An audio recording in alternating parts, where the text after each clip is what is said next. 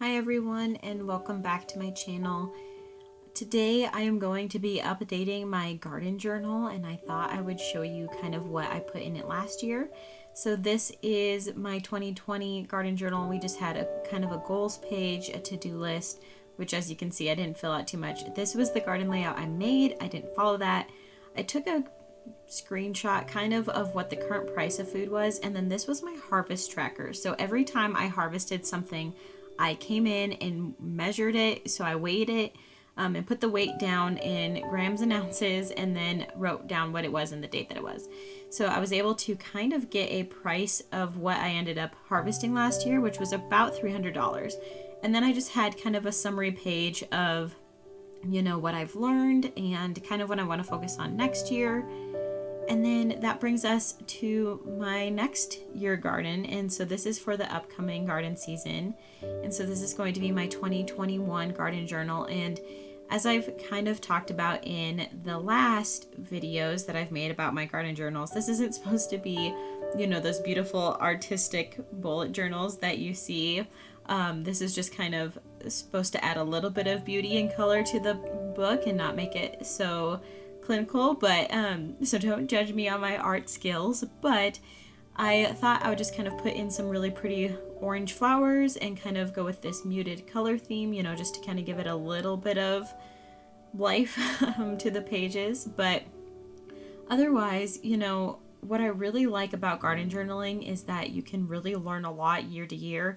And it's really nice to see when certain things happened, how much you were able to get out of your garden and what you can improve on, and just kind of have that document that is kind of able to support you in your garden in the future. So that's really what I like about garden journaling. It's definitely not perfect, but as I showed you kind of in my 2020 journal, I was really able to document the things that didn't go so well, and then I was able to kind of put them into my year focus for this year. So, those things are kind of important, and it is a long winter, so it's sometimes really hard to remember, everything that you went through the year before or what went well and what didn't. I also just kind of made random notes of if we got, massive hailstorms or a late freeze, or when the last freeze was. And when the first frost was. So, just kind of important dates like that, so I can kind of see if I can be prepared for this upcoming year. And then one of the things that I wanted to keep track of this year is when I planted my seeds, so that I can kind of gauge that next year to see if I planted them too early, if I planted them too late, and different things like that. And you'll see that page later on.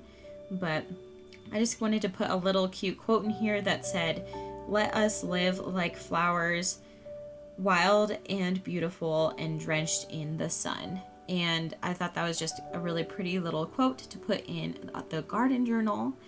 And then on this page, this is the true first page of the gardening journal, I made a list of the weeks before the last frost, and that's our estimated last frost date. And I put the dates down just so that I can make sure that I am sowing my seeds at the correct time. My goals this year were to live more seasonally, utilize the crops effectively, and minimize my waste production. So to be more sustainable in some of the things that I do with gardening and just kind of in life in general. And then I put another little coral flower on here. And then on this same page, I also had my year focuses, which were things that I struggled with last year that I really wanted to put in the forefront of my mind to make sure that I focus on them this year. And that was water management, so making sure everything is getting the proper amount of water, grass maintenance, making sure that the yard looks really good. Our pool, we have a pool, and so we struggled with that last year. It was our first year having a pool, so I want to make sure that I can kind of beef that game up a little bit. And then also preserving our produce. So last year, I was able to get a lot of food, but I really struggled with making it preserved and leaving it beef, or kind of making it so that we can sustain on it throughout the year.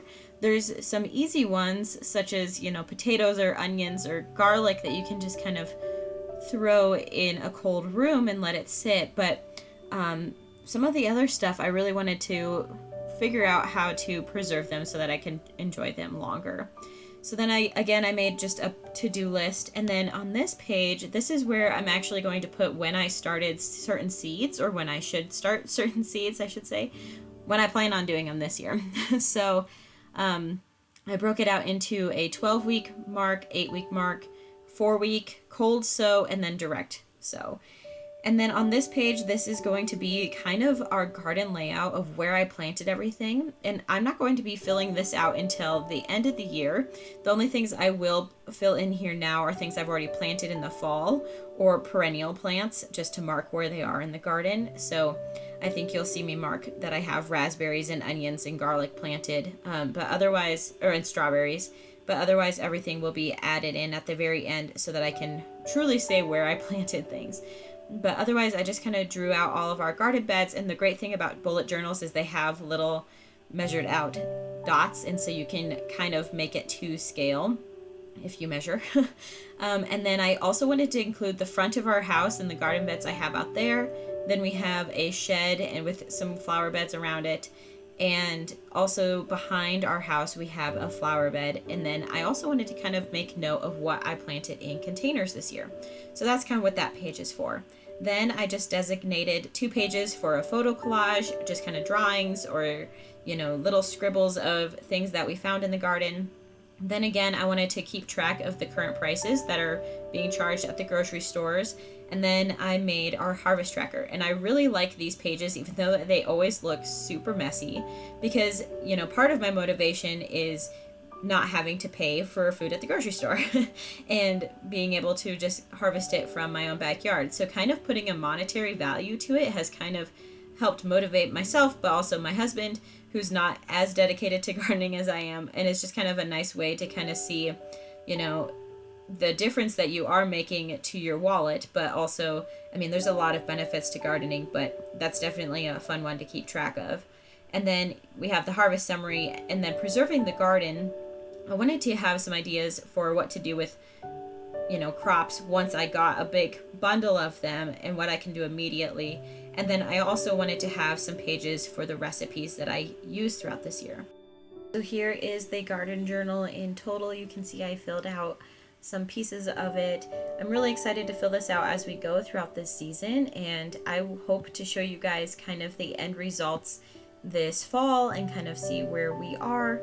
I hope you guys really enjoyed this video. I love making them. I think it's really fun and important to keep track of what you do in your garden. It's great motivation and really good to look back on, especially during the winter months when you're planning your garden. If you liked this video, please give it a big thumbs up and definitely subscribe to our channel if you haven't already, and I will see you guys in the next one. Bye.